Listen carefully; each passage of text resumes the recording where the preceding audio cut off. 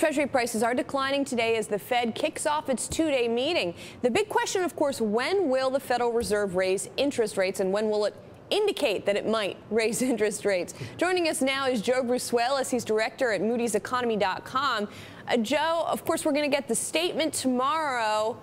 Any suspense this time at all? There certainly hasn't been in recent statements. Well, a little bit more suspense than usual. We don't think the Fed's going to even embark on a rate hike campaign until the latter part of next year. I think what's really important here is when will the Fed begin to lay out its groundwork so that the market understands when it's going to withdraw its support from financial markets and under what conditions.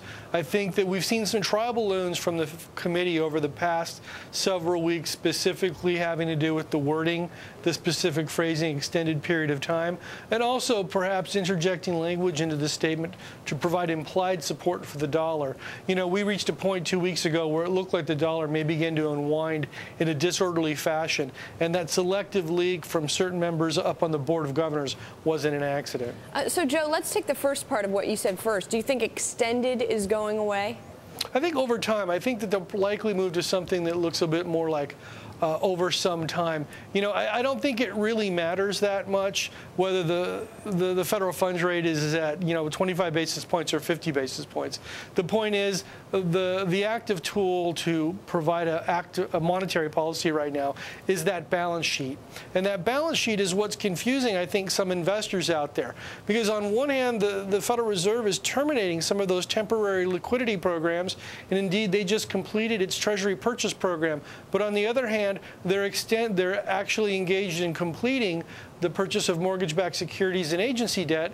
And we at Moody's Economy.com think that the Fed may be in a position early next year where they have to go back in and begin buying agency debt again due to weakness in the housing sector. So there's a lot there for the Fed that they have to address in order to begin taking that next series of crucial steps to dampen uncertainty and provide the guidance that markets really need right now. Joe, just after 2 o'clock this afternoon, we saw the yield on the 10-year note rising 7 basis points. Are we seeing people taking their money out of the market? Are they concerned? Oh, clearly. The volatility over the past 3 days, I think, has a lot to do with uncertainty over the FOMC statement and uncertainty over whether the recovery is sustainable. Look, we're sort of in a period of what I call the in-betweens. We're in between the maximal impact of the fiscal stimulus and the maximal impact of the home buying tax credit. You know, I think the home buying tax credit is going to be extended and expanded, but we can't be sure until it's done. So investors are uncertain whether we're going to have a period of rising foreclosures, falling prices, and more stress on consumers who, let's be honest, the first quarter of next year, where are the raises going to be? Where are the bonuses going to be? Right. Where's the exercise of stock options? It's just not going to be there. And Joe, as our commodities reporter Michael Whitney was telling us, gold also playing a little bit of a role in this. Treasuries falling, gold jumping to a record high today. What's your reaction to that? Well, I tend to think the move up in gold's a little bit overstated. We don't see much of a risk to the inflation outlook for a significant period of time. In fact, I expect prices to continue to fall through much of 2010. Now, should the Fed not unwind its permanent asset purchases, those treasuries, those MBSs, and those agency debt, then we could get in a situation where there is some risk. I think there are a lot of individuals out there, those gold bugs, who just don't believe the Fed will do what it takes to effectively draw down the balance sheet and effectively manage those excess reserves. I disagree. Joe, is there a risk that Congress is going to have a role in all of this? Because there has been some talk that perhaps you're going to get a less independent Fed going down the road, and that could perhaps change the mix in terms of what you're talking, especially when you're talking about the balance sheet and how it affects the housing market.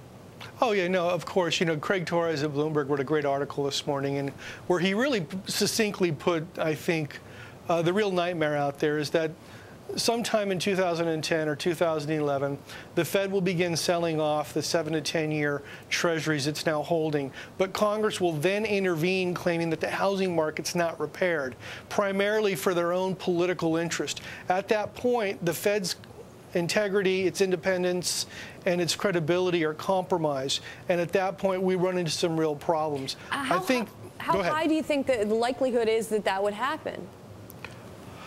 Oh, right now I'd say it's probably around 30% probability. I think that we're still a ways off. We have to give the economy time to really heal and see where we are. I tend to think that by the third quarter of next year, we're going to see some growth. It may not be quite at or near the long-term trend, but it should be sufficient enough to avoid that sort of problem. Right. Now, if the economy flattens out, then all bets are off. I'm not sure what this particular Congress would do under those conditions. Joe, we have about 20 seconds left. The Fed also keeping an eye on this congressional backstop for the economy and what the programs are doing for the economy.